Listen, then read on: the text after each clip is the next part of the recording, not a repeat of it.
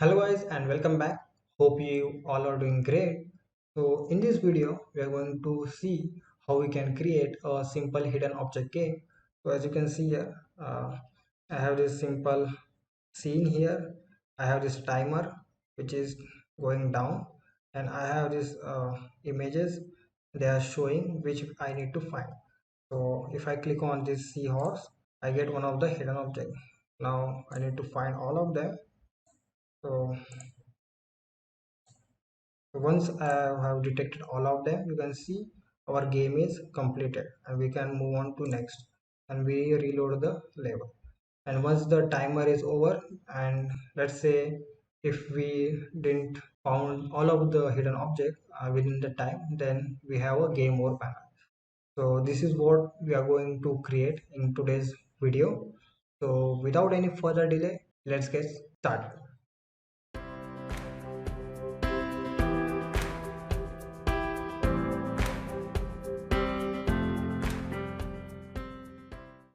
So as you can see here guys, I have opened the startup project. So if you want to download the startup project, the link will be in the description. You can just download it. So here I have already created a canvas. In this canvas, you can see I have this timer where we will be showing our time. Then we have this hidden object info folder. So this folder will be holding the icons of a hidden object which we need to find. Then we have this help button where on clicking on it we will be like highlighting the one of the hidden object. Then we have this game complete panel and the next button. So this is what I have already created, and we have some art assets here which we are going to use, and a prefab of a hidden object icon. So if I go into that, you can see here I have a image and text, so to show the image and the name of the object. So now the first thing we need to do is we will create a simple object holder. So click on this create and create a empty game object, reset its position and rotation, and let's call it object holder. So the first thing we will do is we are going to populate our object. So what we have to do is just drag our object art asset and place it here, and we will be arranging them with different scale and rotation. So we can just change its z value, and then we can scale it, let's say, down like this.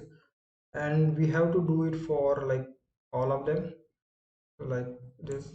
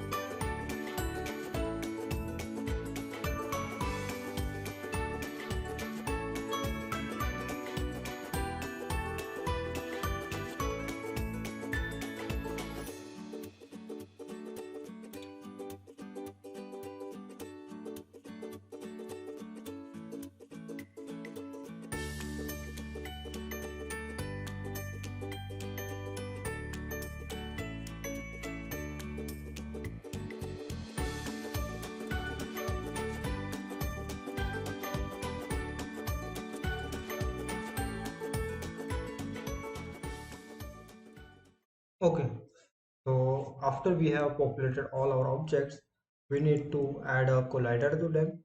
Just select all of them, go to add component, and here we are going to add circle 2D collider. You can add any collider of your choice, but I am here adding circle collider. So as you can see here, right now all of them are having the colliders.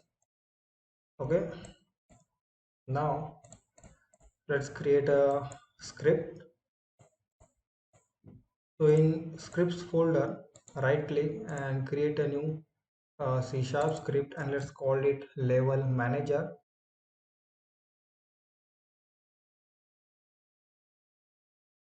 Let's open it.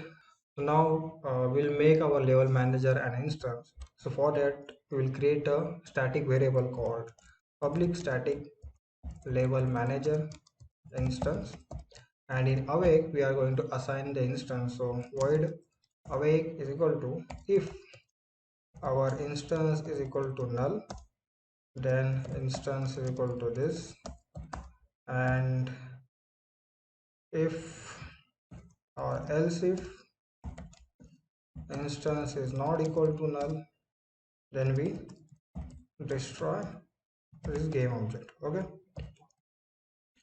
we make it an instance so that it becomes easy for us to access this script from another other scripts. Now let's remove this. So we need a list to store all our object. So for that we will create a new class. So public class, and we will call this hidden object data. And in this hidden object data, we will be having a public string name, then public game object, or we will call this hidden object, and we will also have a public bool make hidden, and by default it will be false. Okay, and let's make it system dot serializable so that we can edit it from inspector. So here we will be creating a private list of our hidden object, and we'll call this hidden object list. So this list will hold all the hidden object which are available in the scene, and we will make it a serialized field so that we can edit it from inspector. So let's create a new game object, reset it, and let's call this level manager, and let's drag the level manager on it. As you can see here, we have this list and we have this our hidden object. So what we'll do is we'll just log the level manager so we can edit it. So as you can see here, we have 14 objects, so we'll create a 14 elements here. Let's track one by one. We'll call this card.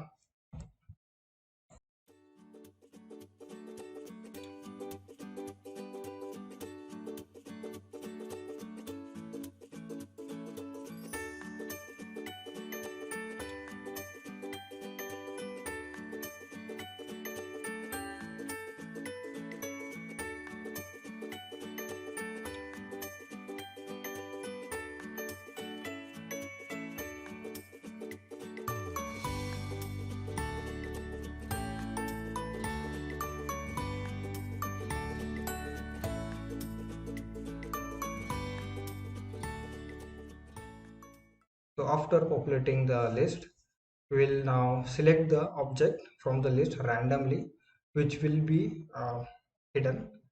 So we will create a new list, private hidden list, and we will call this active hidden object list. So this list will hold the hidden objects which we need to find, and we will create a new method called void assign hidden objects. So we'll first loop through all the hidden objects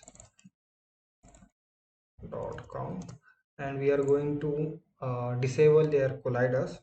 So hidden object list I dot hidden object dot get component collider 2d dot enable is equal to false. Now the reason we are setting all of them false is because we want only active hidden objects collider to be active so that we can detect them when we tap on them. So once we have disabled all of their colliders, now we want to randomly select some of the hidden objects which will be active hidden objects, and we will activate their collider. So for that we'll create a int k equal to 0. This is a local variable just to keep the count, and we will have a while loop. So while k is less than 5, so right now I want 5 active hidden objects for each game. So here I am setting it to 5. If you want more than 5 or less than 5, you can change the value here. Or what we can do is we can just create a private int max active hidden objects count, and we'll set this to 5, and we will make it a serialized field so we can edit it from inspector. We can just copy and paste it here now. Okay, so what we are checking here is while our k is less than max active hidden object count, we need to keep getting the hidden object randomly from this list. So what we will do is we will create a int random val is equal to random dot range, and our range will be from 0 to our hidden object list dot count. Okay, now once we have randomly selected any integer between this range, we will check if our hidden object list, our random value dot make hidden. So if this is false, then only we are going to select the hidden object at this index. So first we will make this true equal to true, then we will activate its collider. So just copy and paste this, and instead of I we will call random value, and we are going to add this hidden object to our this active hidden object list. So active hidden object list dot add, and we are just copying pasting this here. And one more thing we need to do is once we decide to make it an active hidden object, we need to rename it. So what we'll do is we'll just call this hidden object list, and we are going to access the hidden object game object dot name, and it will be equal to k.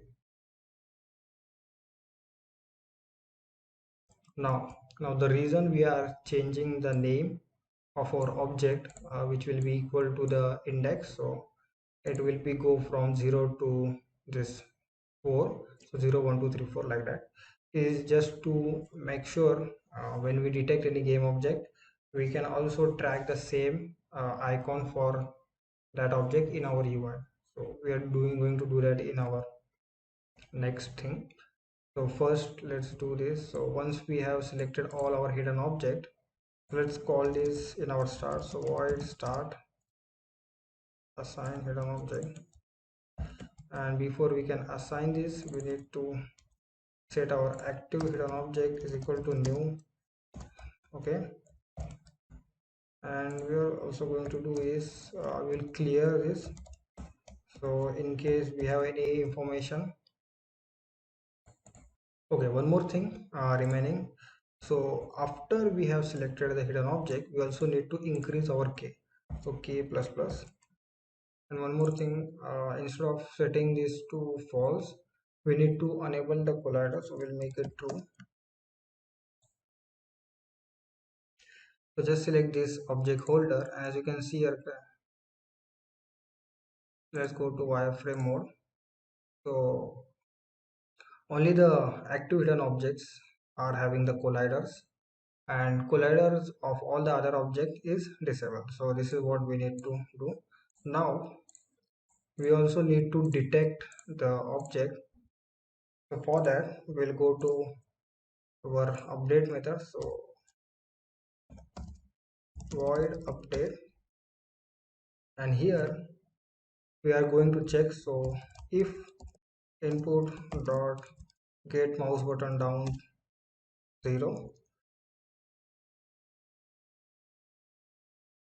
so if a player taps on the screen, then we need to check where we have tapped. So for that we need a recast. So first we will create a vector3 pose, which will be equal to camera dot main dot screen to world point, and it will be our input dot mouse position. So we need to check where we have tapped, so we are getting the mouse position and converting into a world point. Then we create a recast hit 2d. We will call this hit, which will be equal to physics 2d dot recast, and our origin will be the position, and our direction will be vector 3 dot 0. As it is 2d, we don't have any direction. And then we will check if hit is not equal to null, and hit dot collider is not equal to null. If both of them are not null, then we are just going to, let's say, debug. So debug dot log object name, we'll just call hit dot collider dot game object dot name. So just for testing purpose, let's comment this code where we are changing the hidden object name. So just so that we can see the name when we tap on it. So let's click on this player, and you can see our object we have clicked is player. So giraffe, let's click on this giraffe, zebra. Okay, as you can see guys, we are getting the name of our objects which we are tapping. Let's go back and let's undo this. Okay, so what we can do here is, once we have detected the object, we can just deactivate it. So what we will do is hit dot collider dot game object dot set active to false. Okay, and we will also remove it from our active hidden object list. So we'll create a for loop, and it will be so let's get hidden of active hidden object, and I will be dot count.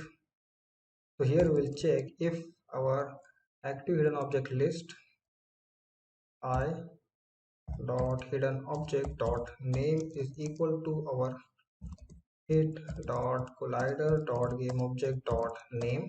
So if name is same, so we will just remove the object from that index. So active hidden object list dot remove at I, and we also need to break. So we break from this loop. So let's also keep a track of how many hidden objects we have found. So we'll create a private int total hidden objects found, and at the start it will be 0, and we will just copy this and place it here. So when we are assigning the hidden object, we are going to set it to 0. We are going to increase it by 1. So total hidden object found plus plus, and we'll just type. So if our total hidden object found is greater than or equal to our max active hidden object count, then we'll just debug that we have completed a level. So level complete. Okay, let's go back and let's try.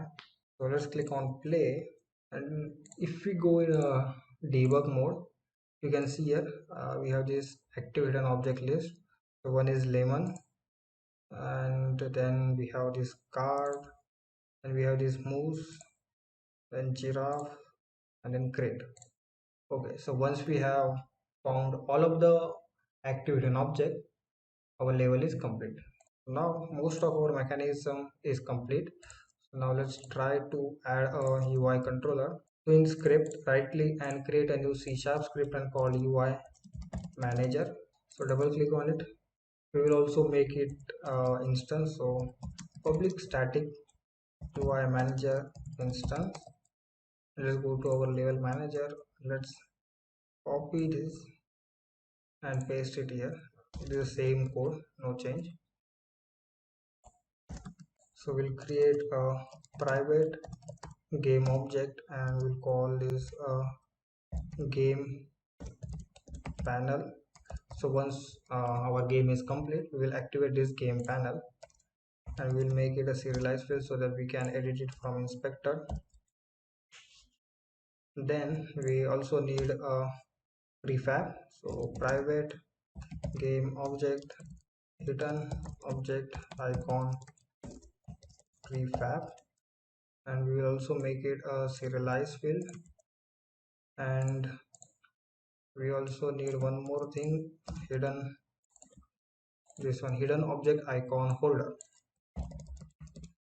Okay, so if we go back to our editor, let's create a new game object, reset it and call this UI manager, and let's drag our script on it. So here our hidden object icon holder, so what is it? It is this icon.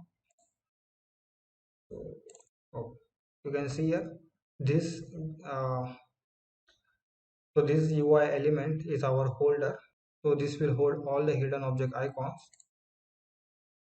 Now as you can see here, I have this container holder. On this container holder I have this scroll rect component as well as mask component, and inside that we have this hidden object info holder, and this info holder has a horizontal layout group on it where spacing is 25, and you can see this all of these are untick, only this one is tick. And in this content holder, in our scroll rect component, our content field is filled by this hidden object info holder, and we are going to scroll only in horizontal direction, so only horizontal is tick.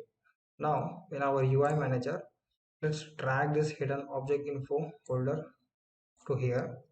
Now we need an icon prefab, so in prefab folder we have this prefab. Let's drag it here, and for game panel just drag it here. Now let's go to our prefab, so open it. Our hidden object icon is nothing but a UI object in which it has a child of image and a text. So this is what we have for it. So now when we click on play, we select our hidden object from them, and then we also need to create the icons of that respective hidden object here. So for that we will create a new method. We will call this public void populate hidden object icon, and we will pass a list of hidden object data, and we'll call this active hidden object list. So we'll create a for loop, active hidden object list dot count, and we need to instantiate the prefab. So we'll create a game object icon which will be equal to instantiate our hidden object icon prefab, and its parent will be our hidden object holder dot transform. We'll rename it, so icon dot name is equal to active hidden object list I dot hidden object dot name. We will set the image, so image, for that we need to call using unity engine dot UI image child image is equal to, we are going to get the image, so icon dot transform dot get child 0 dot get component image, and same thing for our text. So text child text is equal to get child 1, and this will be text. Okay, so as you can see here, uh, here I am setting that get child at index 0 and get child at index 1. Now the reason I am doing this is because if you go to our prefab, you can see here the object icon which has the image component is at the index 0, and the object text which has the text component is at index 1. So that's why I am setting this child 0 and 1. So once we get respect to child, now we are going to set them. So child image dot sprite is equal to, we'll get active hidden object dot get component sprite renderer dot sprite, and child text dot text is equal to active hidden object list I dot name. Now as you can see here, I am setting our image equal to the sprite of our hidden object. So if we go back and select any hidden object, so let's say card, you can see here it has a sprite renderer component on it, and in that we have this sprite here. So we are just setting that sprite to here. Now once we have done this, let's call this method in our level manager. So once we have selected all our hidden object, we will now populate our UI manager. So UI manager dot instance dot populate our hidden object icon, and we have this active hidden object list. Let's go and try to play. So before that, let's select our UI manager and let's see. Okay, let's click on play. As you can see here guys, uh, we are showing the active hidden object here. So let's click on rabbit. Okay, let's click on player, let's click on moose. So which one it is not there? So we have code as well as card. So let's click on, trying to click on panda, and you can see here it is not clickable. So we are correctly showing our object. So now we also need to, let's deactivate this icons once the corresponding or respective object is deactivated. So for that, what we will do is we will keep the track of all our icons. So here we will create a private list of game object, and we will call this hidden object icon list, and we'll just activate this list is equal to new list. So when we are populating, we are just going to clear this first. Okay, and here once we have set all the icon thing, we are going to add it. So add icon. Okay, so now when we click on the active hidden object, we deactivate that object. Now we also need to deactivate the icon. So for that, we need to create a method. So here we'll create a public void. I call this check selected hidden object, and in this we are going to pass a string, and this string will be object name. Now we'll loop through all our uh, this hidden object icon list. So we'll create a for loop. We'll call this count. I will check if our hidden object icon list I dot name is equal to our object name. So if it is true, then we will just deactivate that object. So hidden object icon list I dot set active to false, and then we are going to break from the loop. We need to call this method. So in our level manager, when we click on this, so whenever we tap on our game object, we need to call this method. So here we'll call our UI manager dot instance dot check selected hidden object, and we'll just send it a name.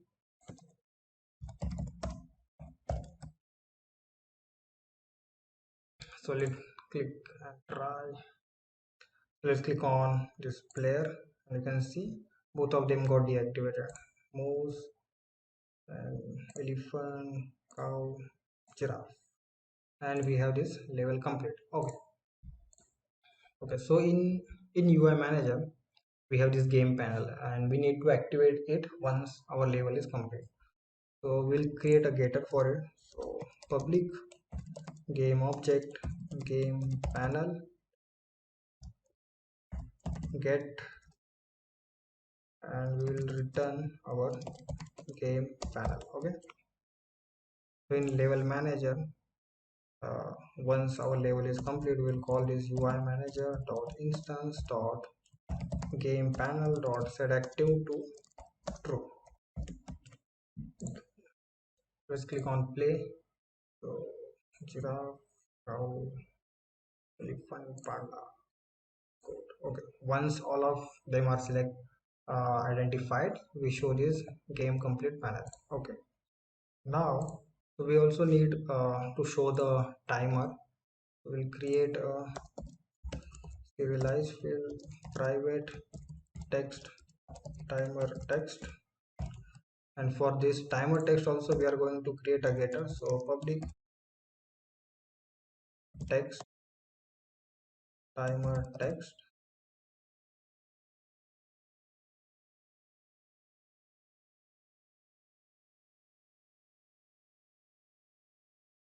and in our level manager we are going to set it.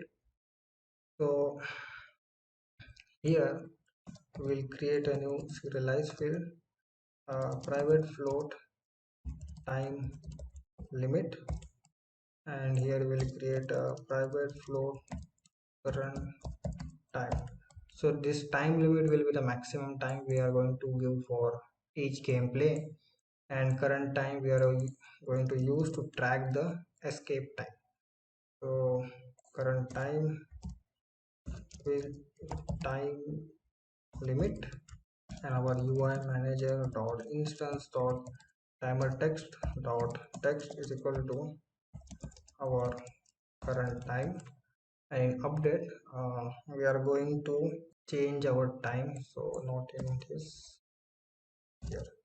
So if our so current time minus equals time dot delta time, and we are going to check if our current time is less than equal to 0, and then instead of level complete we'll debug that level lost.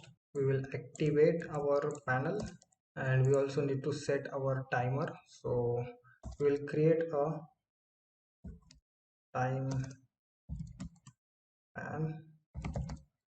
So for time span we need to use using system.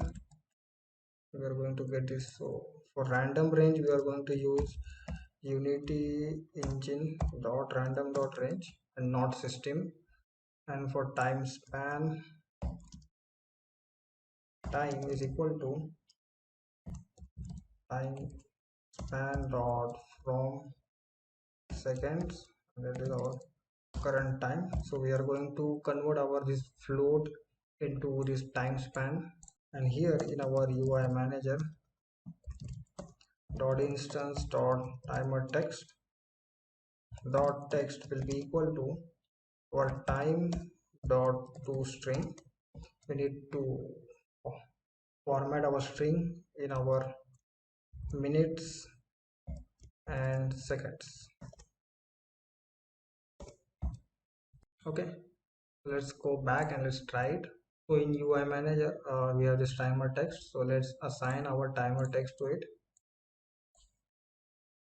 and in level manager our time limit is 0, so let's set it to be 2.5 seconds. So 2.5 into 60, it's 2.5 minutes. So you can see here, let's set this to be 0.5 30 seconds, or maybe 10 seconds, just to check whether our game mode is working or not. So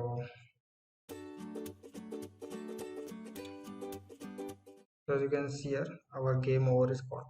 Now this thing is called every frame. So for that, what we'll do is we'll create a public enum game status. So this will keep track of game status, so whether it is playing or whether it is next. So we'll just keep track of it. We'll create a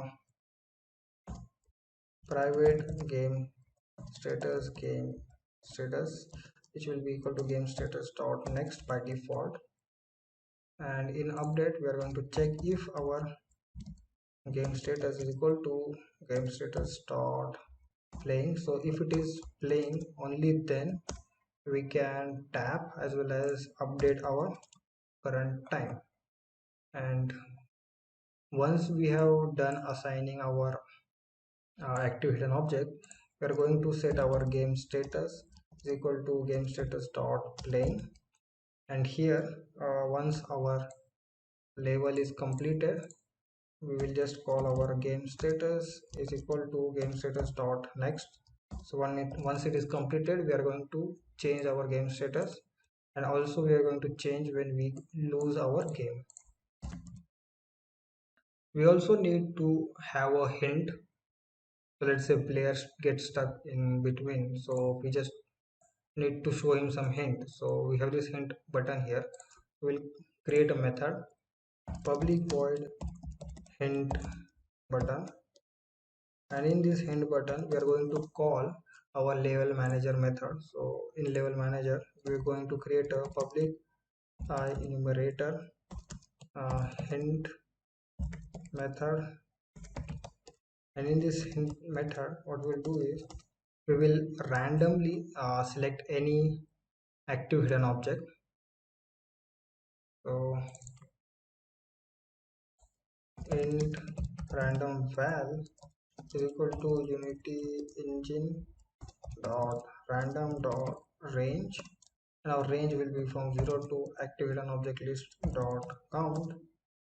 Okay, and we'll save its scale first. So vector 3 for each null scale is equal to active list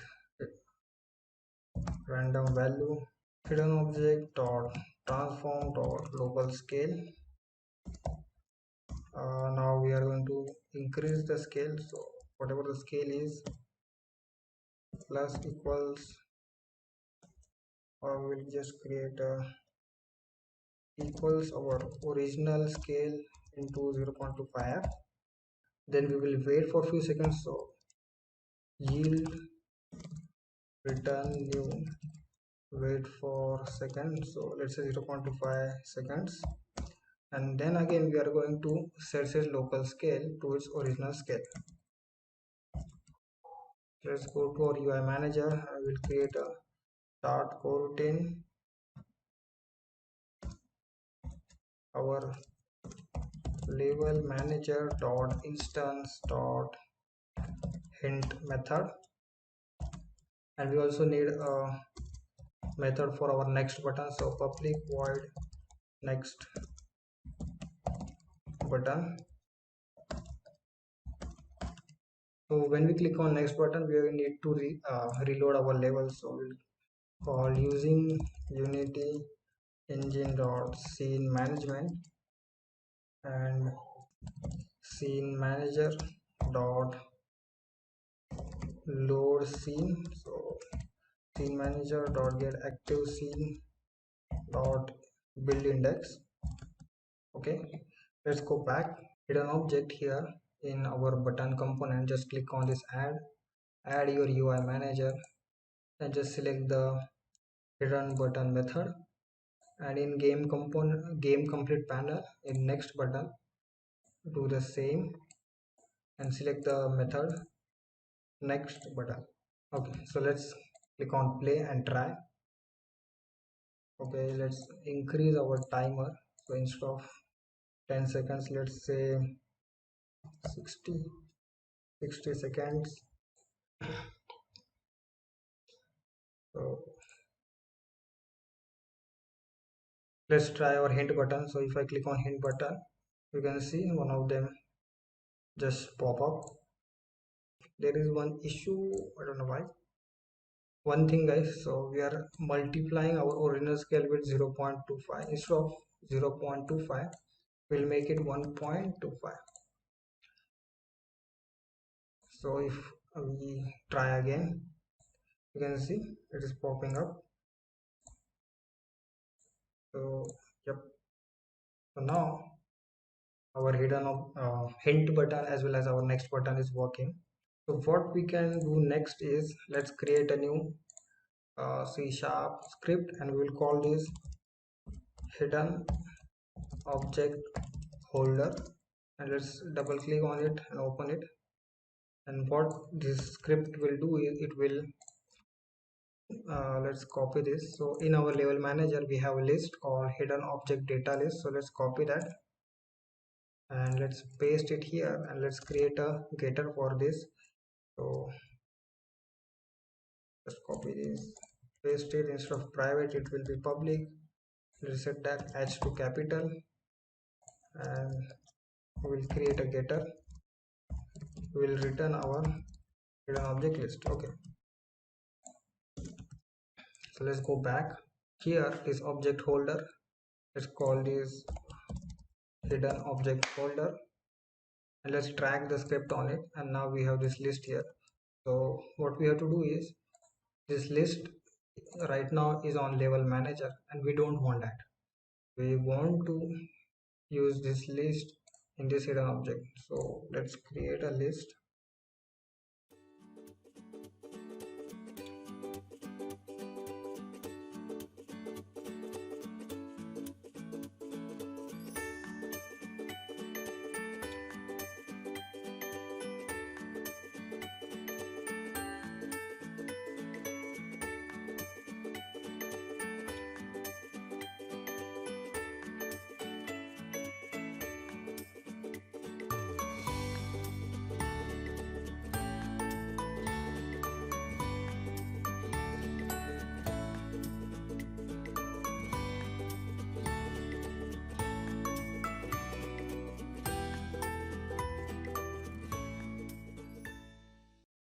Okay, so once the list is populated, now we need to remove this. So in level manager, instead of directly accessing the list, what we'll do is we'll create a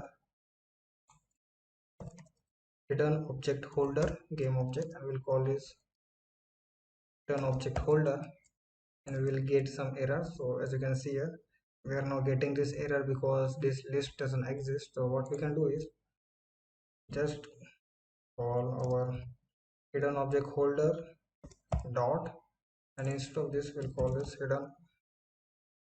Okay, this should be public, and this will be hidden object list. Let's copy this and let's replace our hidden object list by that.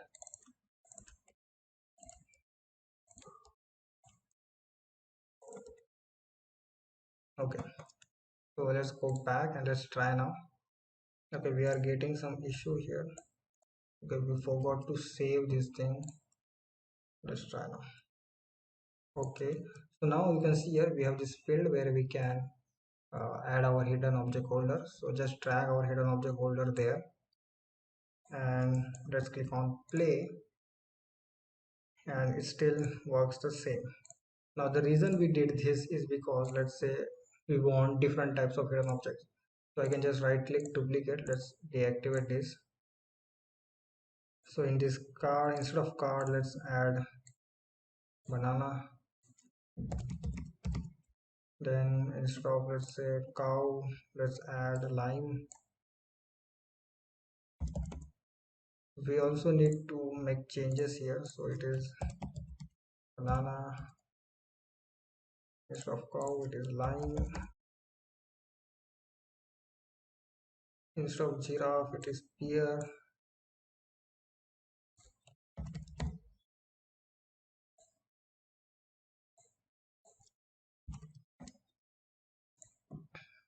Instead of panda, let it be apple.